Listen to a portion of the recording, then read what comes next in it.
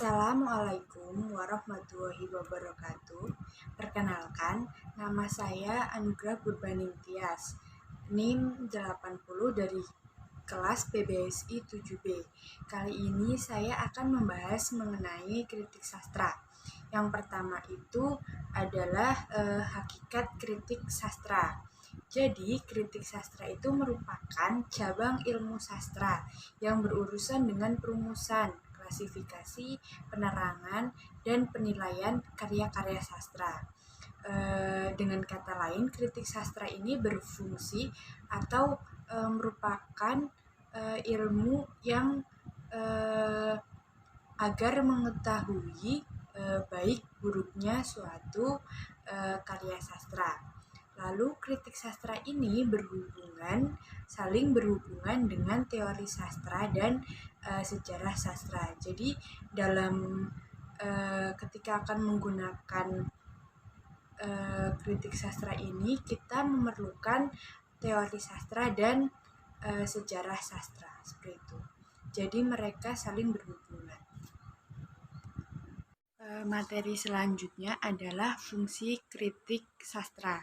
Jadi fungsi kritik sastra itu ada 5. Yang pertama adalah memberikan penilaian atas karya sastra tertentu berdasarkan teori dan sejarah sastra. Lalu yang kedua, memberikan sumbangan pendapat atau bahan-bahan bagi penyusunan atau pengembangan teori sastra. Yang ketiga, memberikan sumbangan pendapat atau bahan-bahan bagi penyusunan atau pengembangan sejarah sastra. Yang keempat, memberikan petunjuk kepada kebanyakan pembaca tentang karya sastra yang baik dan yang tidak, yang asli dan yang tidak asli. Yang terakhir adalah memberikan sumbangan pendapat atau pertimbangan kepada pengarang tentang karyanya, sehingga pengarang yang memanfaatkan kritik sastra akan dapat mengembangkan atau meningkatkan mutu hasil karyanya. Selanjutnya adalah pendekatan kritik sastra. Yang pertama yaitu pendekatan mimetik. Jadi pendekatan mimetik itu adalah pendekatan yang memandang karya sastra sebagai tiruan dari alam atau kehidupan sekitar. Lalu yang kedua ada pendekatan pragmatik. Pendekatan pragmatik ini pendekatan yang memfokuskan pada tanggapan atau respon dari pembacanya. Lalu yang ketiga itu adalah pendekatan ekspresif. Jadi pendekatan ekspresif ini adalah pendekatan yang memfokuskan pada jiwa pengarang terhadap karya sastranya.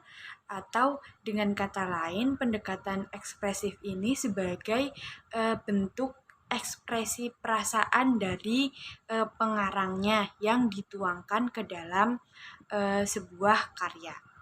Lalu yang terakhir itu adalah pendekatan objektif. Jadi pendekatan objektif ini adalah pendekatan yang memandang karya sastra dari segi unsur intrinsik atau unsur pembangunnya, seperti itu.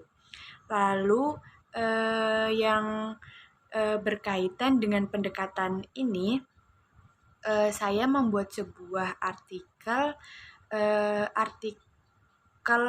dari menganalisis sebuah puisi. Jadi puisi ini menggunakan pendekatan mimetik. Mengapa menggunakan pendekatan mimetik? Karena menurut saya puisi ini merupakan sebagai gambaran dari kejadian-kejadian yang terjadi di zaman sekarang, seperti itu. Saya rasa sudah cukup apa yang dapat saya sampaikan. Mohon maaf apabila ada kesalahan.